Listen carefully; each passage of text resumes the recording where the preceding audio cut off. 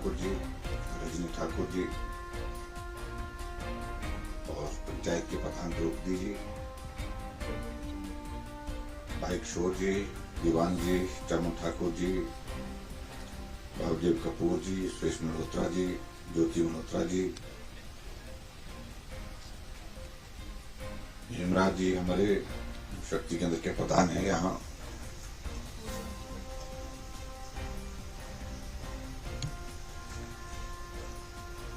और सभी यहाँ पंचायत के चुने हुए प्रतिनिधि और साथी, अब हमारे पुराने जितने भी साथी हैं। मेरा गला खराब है काफी।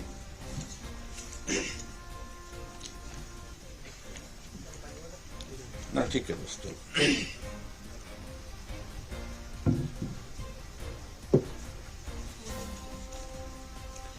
आज आपके बीच में फिर से एक बार उसी जगह में मिलना हुआ है और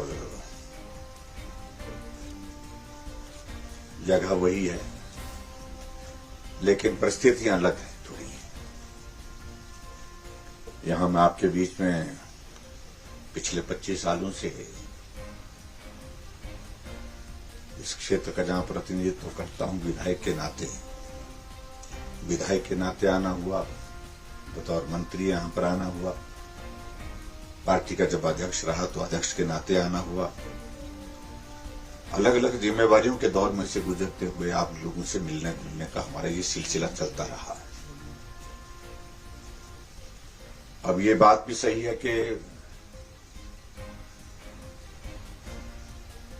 कई बार इस बात को कहा जाता है, कुछ पाने के लिए कुछ खोना पड़ता है।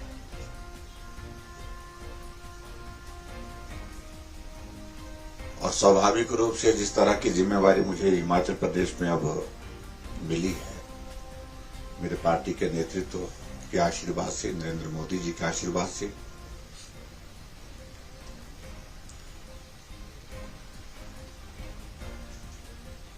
उस जिम्मेवारी के कारण जो जैसा हमारा उठना बैठना, दुख सुख में शामिल होना, वो हमारा उस तरह से नहीं हो पा रहा है।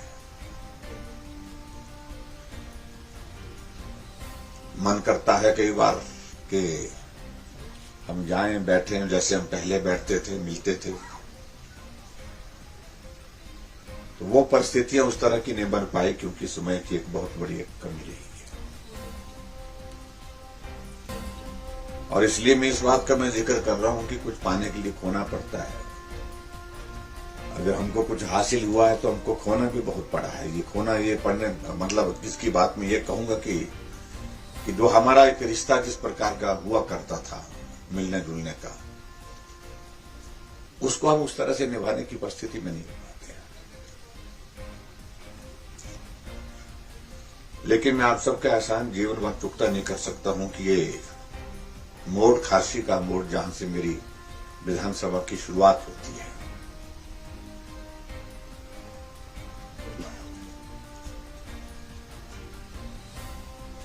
और यहां पर हमारे इस पंचायत में, इस मतदान केंद्र में हमको हमेशा जहां से समर्थन मिला, सहयोग मिला और बढ़ती मिली।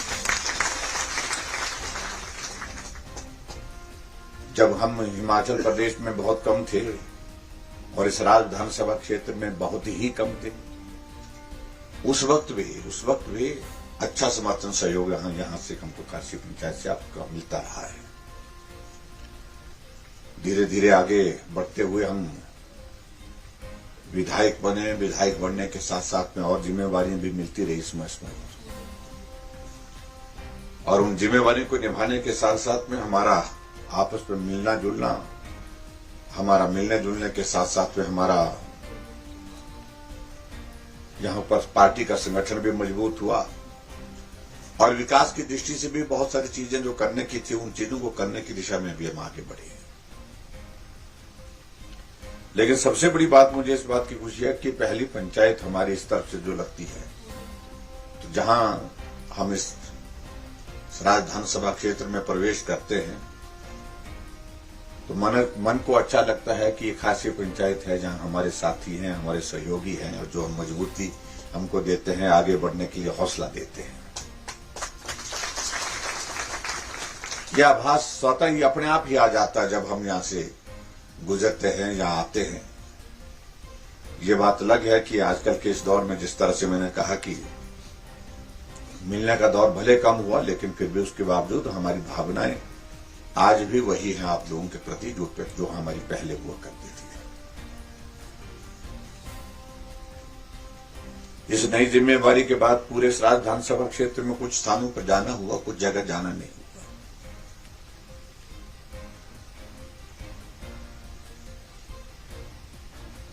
और इसलिए स्वाभाविक रूप से हमारे सब साथियों को ये लगता है कि हमने जो विधायक बना करके भेजा है वो तो मुख्यमंत्री बन गया, लेकिन हम अब मिलें तो मिले किससे? मुख्यमंत्री से मिलना नहीं हो पा रहा है। और इसलिए आप लोगों के मन में भी ये भाव यहां पर आया कि भाई कहने लगे कि मैंने कहा आने का कार्यक्रम बनाएंगे, लेकिन आगे आगे होते होते आगे आगे चलता रहा वो। लेकिन आने की इच्छा सदैव यहां पर रही। अभी कुछ दिनों से मैं कोशिश कर रहा हूं कि जिन क्षेत्रों में मेरा जाना नहीं हो पाया, सराज विधानसभा क्षेत्र में, उन क्षेत्रों में जाकर के कम से कम चाय का कप पी लूं आप लोगों के साथ मिलकर। अब आने वाले समय में न जाने हमारा चुनाव की दृष्टि से मैं पिछले 70 दिनों से लगातार रात दिन सफर कर रहा हूं। 70 दिन में से एक दिन भी ऐसा नहीं जो सिर्फ एक कैबिनेट की मीटिंग के लिए 1 दिन शिमला, 2 दिन शिमला, नहीं 1 दिन शिमला, 1 महीने में 2 महीने में ऐसा होता है। अन्यथा कैबिनेट के दिन में भी आधे दिन कैबिनेट होती है, आधे दिन का टूर होता है। और स्वाभाविक रूप से मुझे ये करना भी पड़ेगा क्योंकि जिम्मेवारी मुझे हिमाचल प्रदेश में इस प्रकार से मिली है जिस जिम्मेवारी को निभाना पड़ेगा।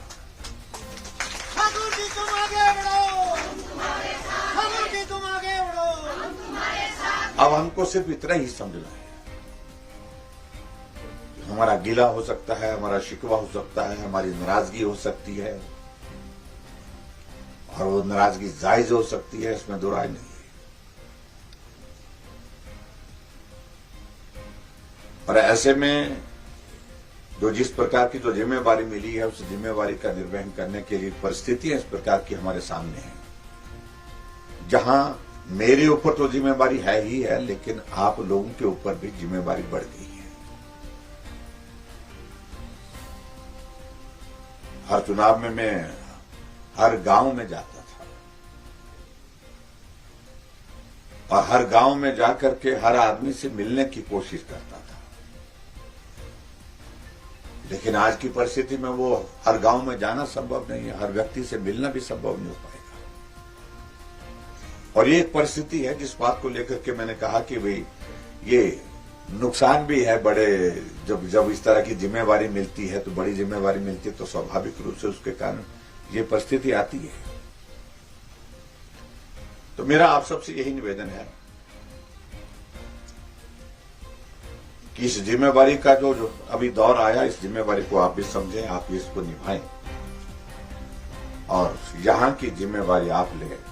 सराज की जिम्मेवारी आप सब लोगों के ऊपर है और हिमाचल की जिम्मेवारी पार्टी ने हमारे ऊपर छोड़ी है, तो इसको हम पूरा करेंगे। और हिमाचल में पार्टी की सरकार फिर बनी, वो हालात दिख रहे हैं अब की बात।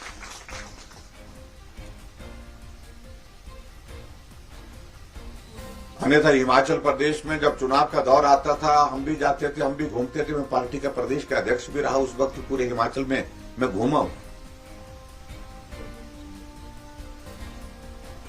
जब चुनाव का दौर आता था लोगों को बुलाना बहुत मुश्किल होता था, बुलाते थे तो आते नहीं थे, कम आते थे। लेकिन आज हम इस बात को देख रहे हैं कि अब पूरे हिमाचल प्रदेश में जहां भी हमारा जाना हो रहा है, लोग उत्साह के साथ आ रहे हैं, जोश के साथ आ रहे हैं। लोगों के मन में ये भावना है कि हिमाचल की आवश्यकता है कि हम नरेंद्र मोदी जी की सरकार को मजबूत करें, उनके नेतृत्व में देश आगे बढ़े, हिमाचल प्रदेश में फिर भाजपा की सरकार बने। तो इसलिए बहुत सारी चीजों को लेकर के मुझे आप सबके बीच में सिर्फ यही कहना है कि आप सबको ये समझना है। अब पिछले चुनाव में, विधानसभा के चुनाव में हमारी जीत लगभग 12,000 के अंतर की रही है,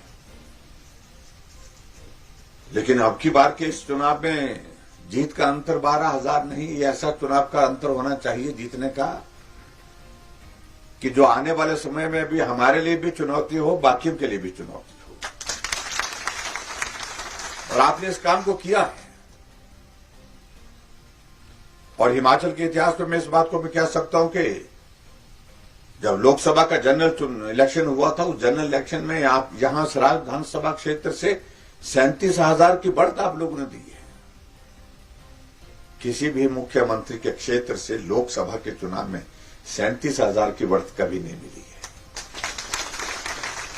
सबसे ज्यादा मिली है तो 26,000 की मिली है। 26,000 से हम जो है वो लगभग 11,000 ज्यादा वोट लिए हैं। तो आने वाले समय में इस विधानसभा के, पिछला चुनाव तो अलग तरह का चुनाव था, वो तो सरकार बनानी है हिमाचल प्रदेश में इसलिए चुनाव था, विधायक बनाना है सराज से इसलिए जयराम को समर्थन सहयोग मिला।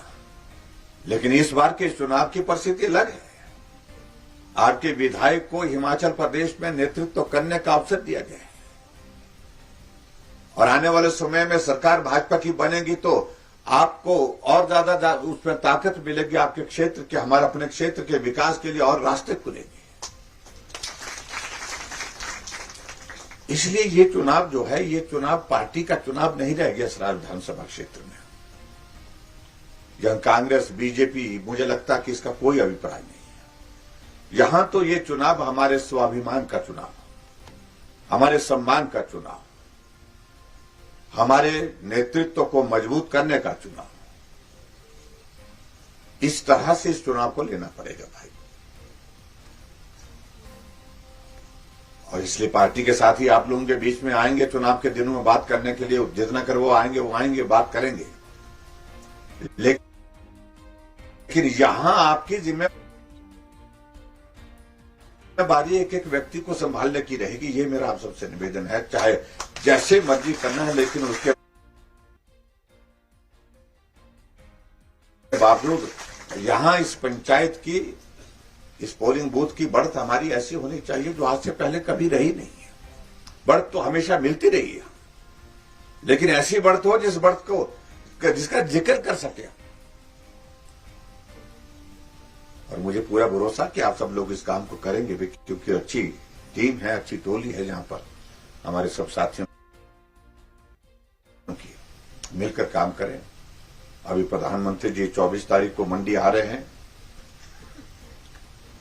और उस मंडी की रैली में मैं आप सबको निमंत्रण भी देता हूं। बड़ी संख्या में पहुंचे, क्योंकि आप मंडी के बहुत नजदीक हैं। लेकिन उसमें ये बात जरूर है कि नौजवान ज्यादा संख्या में आए, चाहे वो महिलाएं हैं चाहे पुरुष हैं, क्योंकि ये कार्यक्रम हमने जो रखा है, ये महिलाओं, ये युवाओं का कार्यक्रम रखा हुआ है।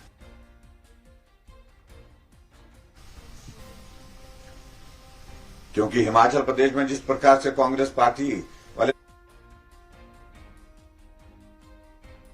प्रचार कर रहे हैं, बेरोजगार यात्रा निकाल रहे हैं, कुछ ऐसी बातें करने की कोशिश कर रहे हैं कि हिमाचल के हम नौजवानों को गुमराह कर सके, तो उसका जवाब 24 तारीख को प्रधानमंत्री जी नरेंद्र मोदी जी जो पडल के मैदान में देंगे। और दूसरी बात, मैं इस बात को मैं कहना चाह रहा हूं, भले शोर बहुत डालते होंगे कांग्रेस के लोग, लेकिन बचा क्या उस पार्टी का? कुछ नहीं बचा, कहीं नहीं बचा।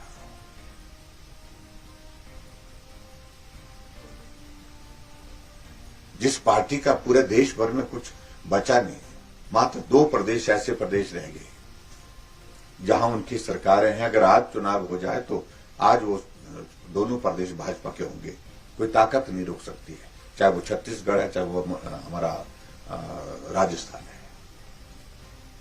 बाकी जगह तो कहीं बचे नहीं। और भारतीय जनता पार्टी की सरकार 18 प्रदेशों में हो गई।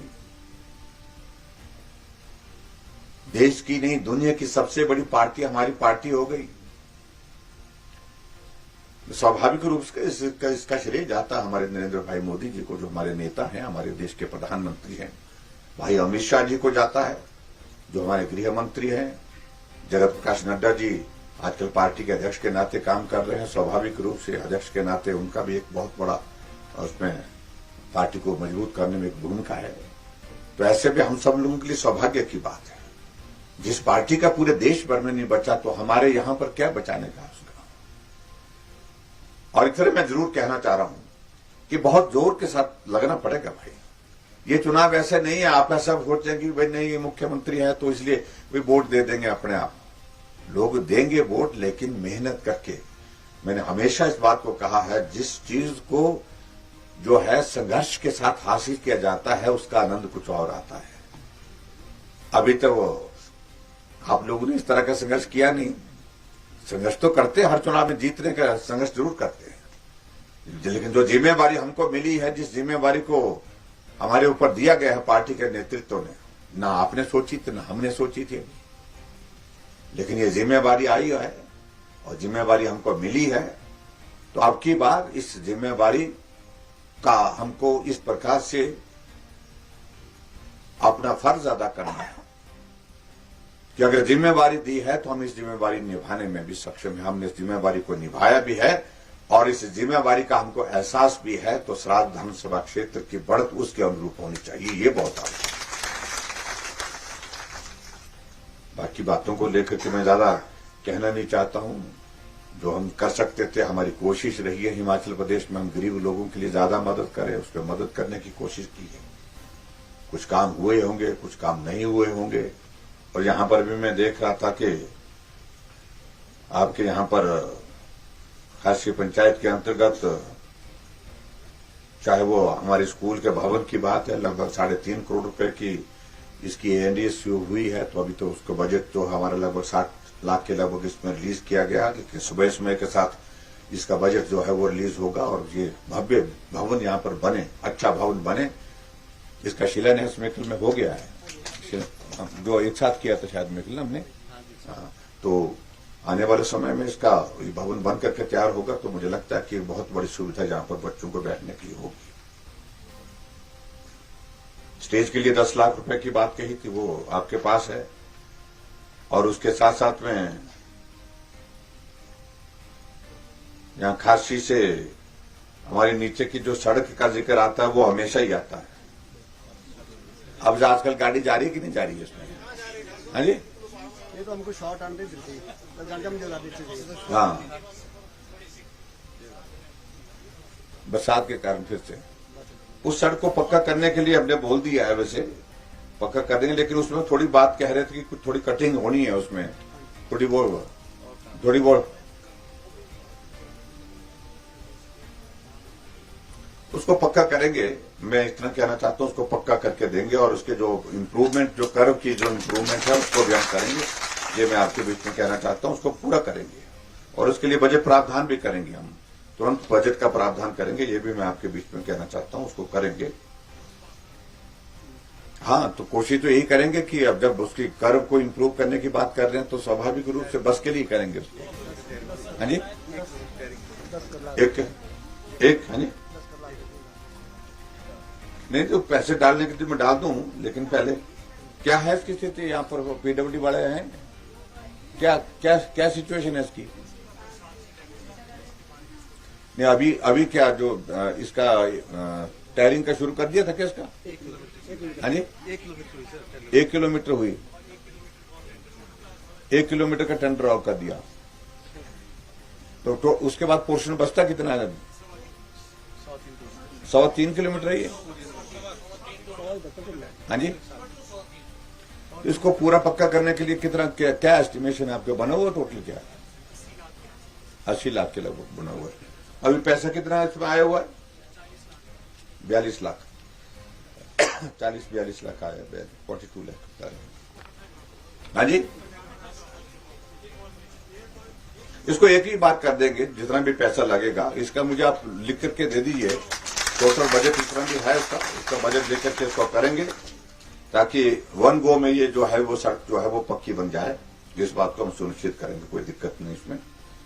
और बाकी बातों को लेकर के मुझे ज्यादा आपके बीच में नहीं कहना है। कुछ मांगों का जिक्र यहाँ प्रधान जी ने किया है, अब हमारी कैबिनेट की 1-2 मीटिंग्स होने की संभावना है, ज्यादा से ज्यादा होंगी नहीं, लेकिन जहां आपने 2-3 चीजों का जिक्र किया है उसमें एक पटवार सर्कल की बात कही है।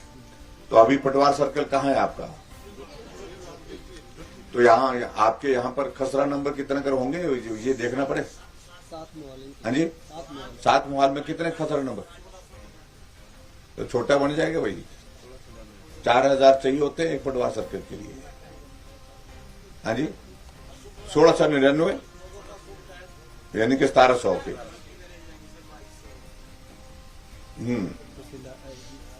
हाँ जी, अच्छा, नहीं वो तो बात ठीक है।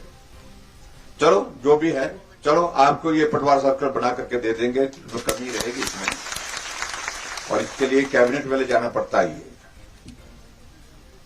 दूसरी बात, एक बात और कही है कि कम्युनिटी सेंटर की बात कही है आपके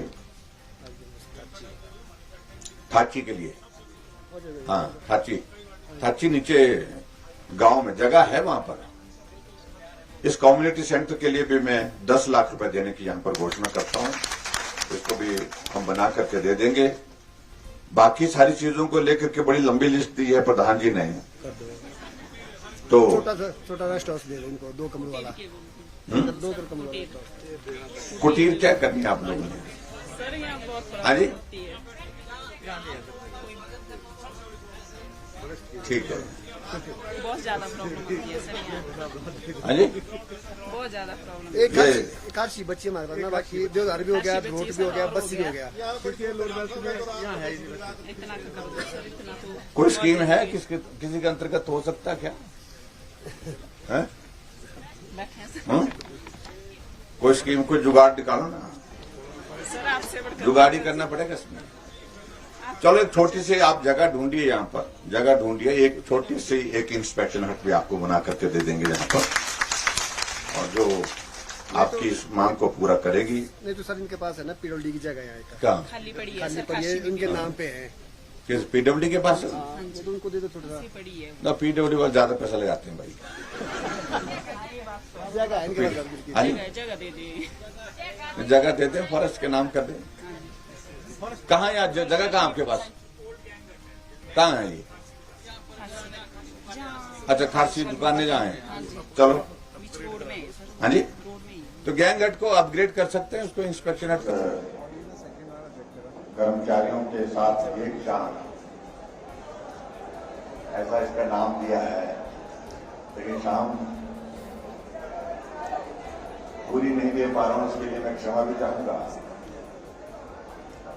हमारे बीच आज के इस कार्यक्रम में हमारे बीच में कांगड़ा के हमारे लोकप्रिय विधायक श्री पवन काजल जी, धर्मशाला के लोकप्रिय विधायक विशाल नेहरिया जी, हमारे बीच में जिला परिषद के चेयरमैन बराड़ जी, पार्टी के हमारे साथी चंद्रभूषण नार जी, हमारे कर्मचारी और पेंशन बोर्ड के हमारे प्रदेश के अध्यक्ष घनश्याम शर्मा जी, एनजीओ फेडरेशन के अध्यक्ष अश्विनी ठाकुर जी, महामंत्री राजेश शर्मा जी, यहाँ जिला के एनजीओ फेडरेशन के हमारे अध्यक्ष अजय भट्टा जी, महामंत्री मिलाप जी,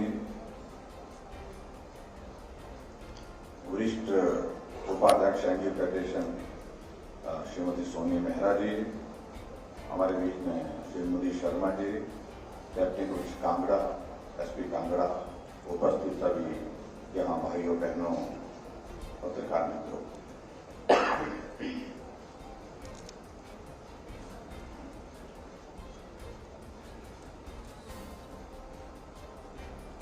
सबसे पहले तो मैं आभार व्यक्त करना चाहूंगा मंच पर बैठ के हमारा एनजीओ फेडरेशन का जो नेतृत्व है, और इनके साथ साथ में हमारे घनश्याम भी हैं, इनकी सारी टीम, जिन्होंने इस कार्यक्रम का आयोजन किया और आज सामूहिक रूप से एक प्रकार से आप सब लोग साथ परिणाम हुआ। आमतौर पर हमारा मिलना जुलना होता रहता है, कभी हम जा रहे होते हैं तो किसी क्षेत्र का दौरा करने के लिए आप लोग वहां मिलते हैं, लेकिन कई बार और जो दौर आते हैं मिलने के, जहां हम मिलते हैं, जहां आपको कागज दे करके हमको कहते हैं कि ये रह गया, वो रह गया, ऐसा करना है, वो मांग होती है, आपका कुछ सुझाव होता है, तो उस तरह से। लेकिन आज सामूहिक रूप से इस प्रकार से ये मिलने का पहला अवसर है। और मैं तो इन साथियों को कह रहा था कि इस काश की दौर हमने पहले शुरू किया होता है कि रिश्ता और मजबूत हो जाता, हमारा मिलने का बार बार मिलने का। और मेरा ये मानना है कि आने वाले समय में इस पर जरूर विचार करना चाहिए।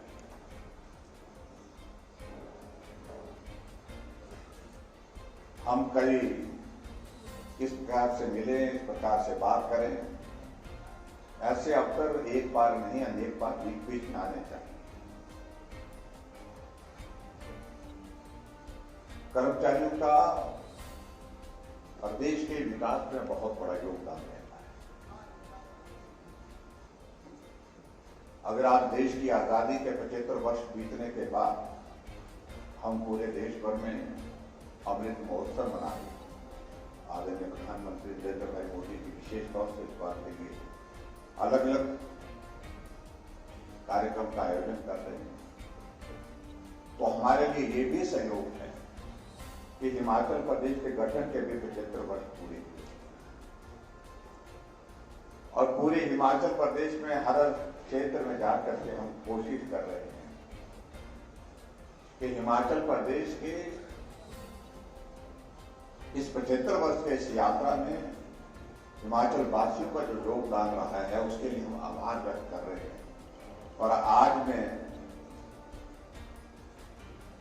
हिमाचल प्रदेश के जो कर्मचारियों का हिमाचल प्रदेश की इस यात्रा में जो एक कॉन्ट्रीब्यूशन रहा है, योगदान रहा है, उसके लिए आप सबके बीच में आभार करने के लिए यहाँ पर आया हूँ। आप सबका बहुत बहुत अभिनंदन, आप सबका बहुत बहुत।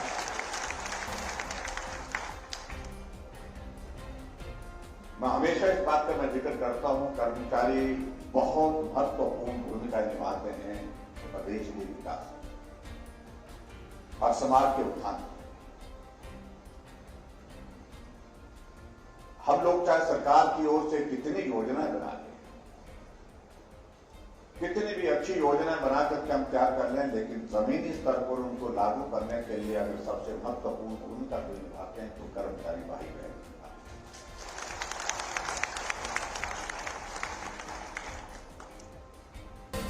और ऐसे में स्वाभाविक रूप से आज हम जहां गले से जोर जोर चिल्ला कर किसी योजना के बारे में मिलते हैं, बात करते हैं, लोगों से मिलते हैं, लाभार्थियों से,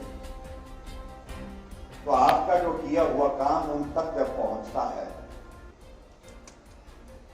जब उनको वो लाभ पहुंचता है, तो स्वाभाविक रूप से उनके भी हाथ खड़े होकर के वो ताली बजाने का मन करता है। तो ये मैं कह रहा हूं, ये अगर हम सरकार की ओर से उन लोगों तक काम पहुंचाने के लिए, लाभ पहुंचाने के लिए जो काम करते हैं, उसमें आपकी बहुत महत्वपूर्ण भूमिका है। उसके लिए मैं आप सबका बहुत बहुत धन्यवाद करता हूं।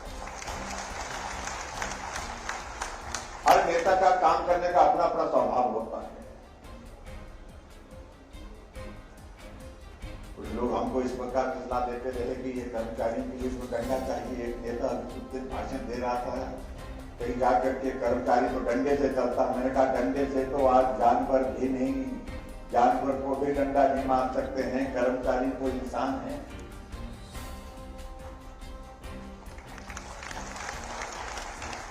अधिकारियों को डंडा मार करके चलाना, मैं समझता हूं कर्मचारियों को डंडा मार करके चलाना ये बीते जमाने की बात है। लेकिन फिर भी उसके बावजूद अपनी अपनी सोच का विषय है, मैं उसमें कुछ ज्यादा कहने नहीं चाह रहा। उनकी सोच वैसी है, उनको ये लगता है कि कर्मचारी को डंडा मार करके ही चलाना चाहिए, तो मुझे लगता है कि वो उनकी सोच का है। लेकिन हम चाहते हैं, हमारा एक काम करने का तरीका है कि हम कर्मचारियों के साथ एक रिश्ता बना करके काम करें और इस रिश्ते के माध्यम से हम काम को जमीनी हकीकत के साथ उसको जमीन पर उतारें। और मैं इस बात को दावे के साथ कह सकता हूँ, डंडा तो तभी चलाया जा सकता है, थोड़े वक्त के लिए चलाया जा सकता है जब आपके पास सत्ता है। लेकिन अगर रिश्ता बन गया वो ताउम्र चलता है, जिंदगी भर चलता है।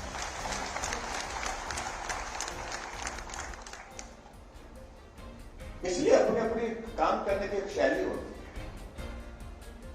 मुझे कभी हिमाचल प्रदेश में मुख्यमंत्री बनने का ये सौभाग्य प्राप्त हुआ। कुछ लोगों ने कहा कि इन कर्मचारियों से फासला रखो, इनकी बात मत सुना करो, कम सुना करो।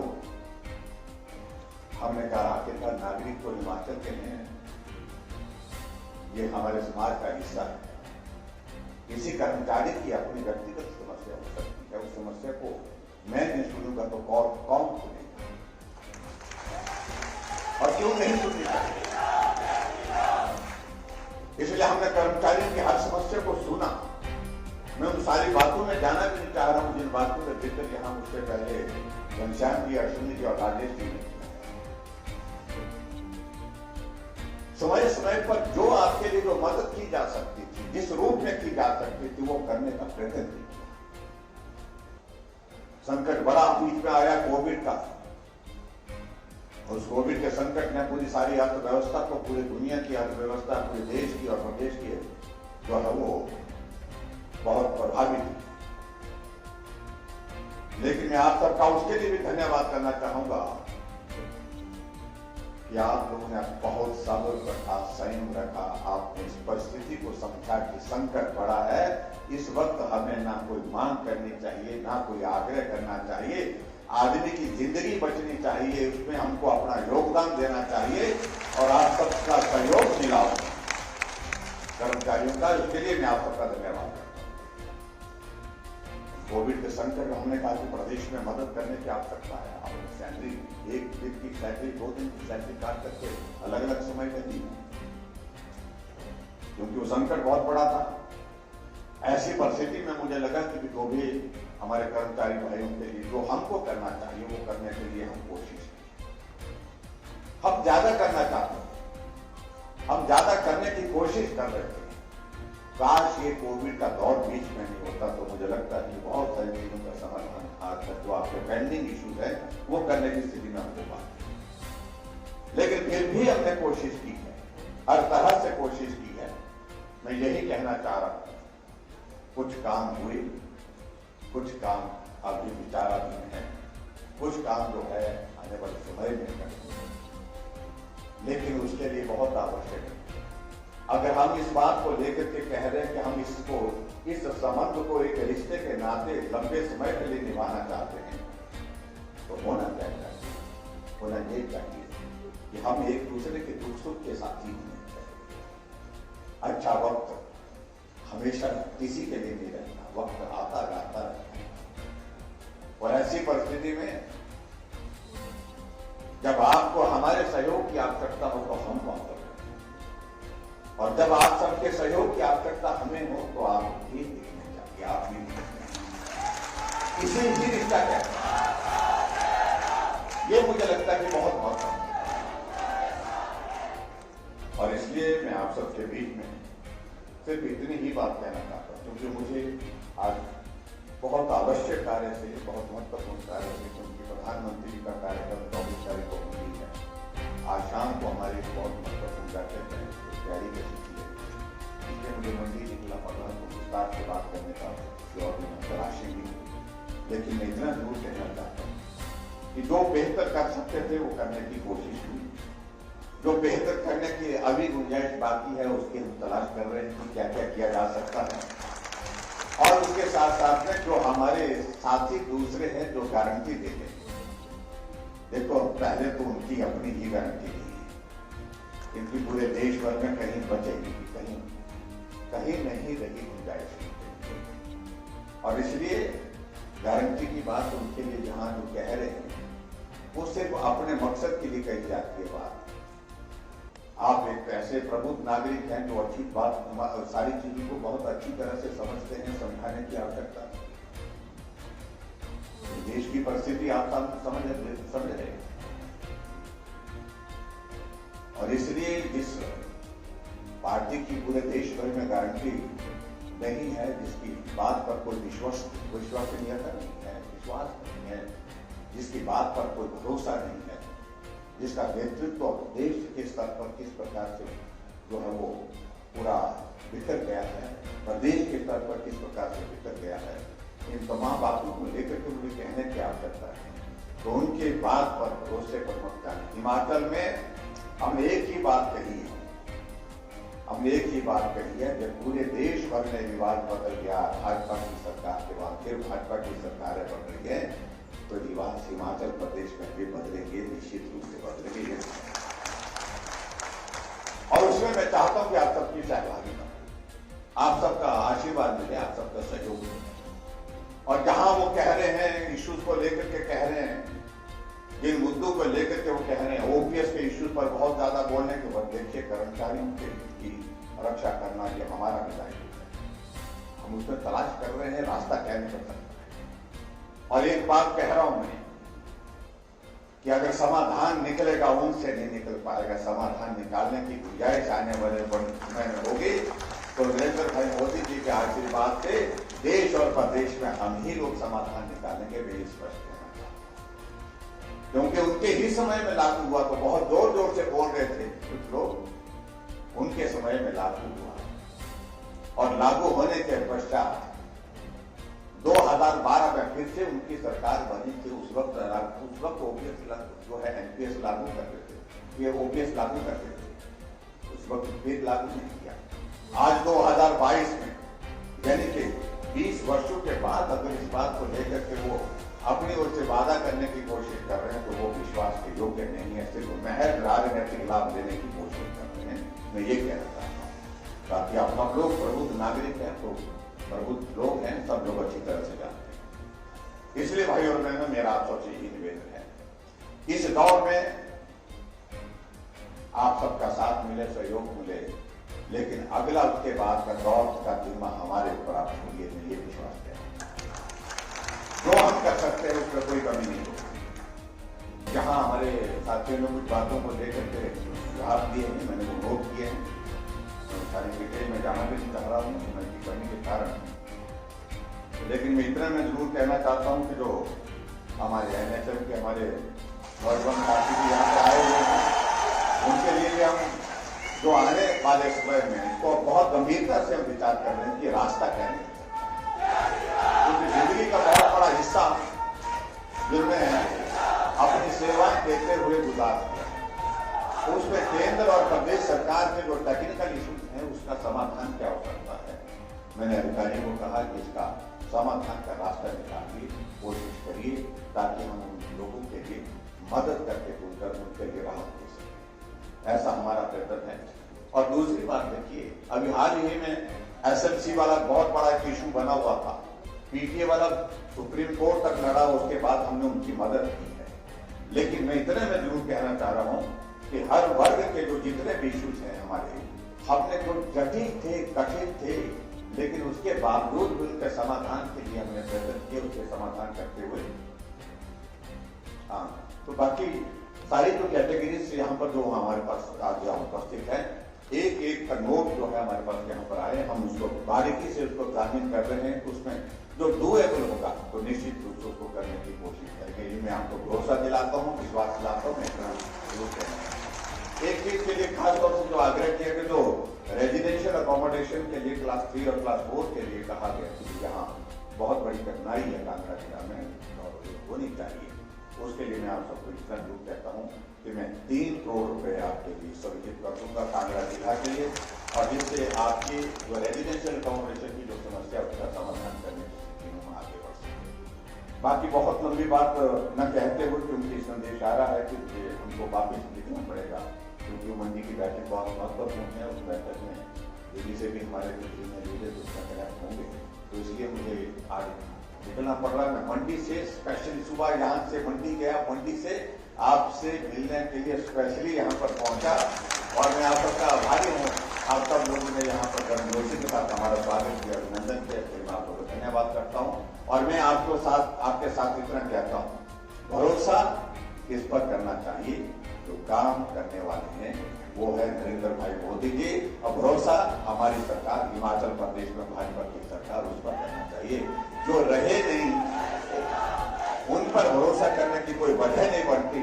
इतना ही मैं कहना चाहता हूँ एक बार फिर से आप सबका आज के इस कार्यक्रम में जो यहाँ पर आकर के आप लोगों ने हमारा अभिनंदन स्वागत किया, उसके लिए मैं हृदय से आभार व्यक्त करता हूँ। आओ मिलकर के साथ चले और साथ चल करके साथी बने और साथी बन करके एक दूसरे के दर्द में हम भागीदार बने और भागीदार बन करके एक दूसरे के लिए जब अवसर मौका ऐसा होगा मदद करने का, हम एक दूसरे की मदद के लिए खड़े हो। इतनी ही बात कहते हुए आप सबका बहुत बहुत धन्यवाद। नमस्कार। जय हिंद, जय हिंद।